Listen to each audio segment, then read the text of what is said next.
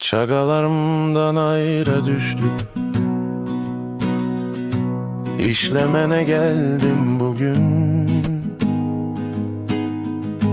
Taşarı yurtta işlap ürün, yabanı yatıp gezip yürün. Yine atam küsep bugün, Gogan kardeşlerin çekip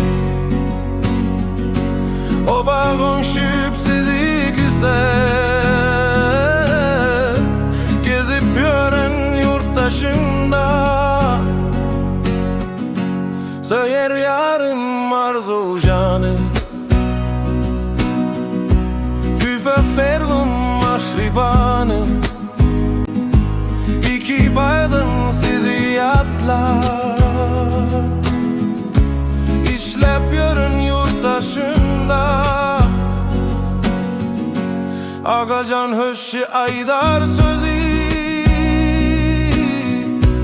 Duşarız biz nesip olsa Cem boluşur Oturarız nesip olsa Allah'dan benim dileğim Yurttaşında işleyenler ajanınızsa Başınız dik Sağaman dolanıp öz oyunuzda Sağaman Varyan vatanımıza Menin eziz Türkmen halkım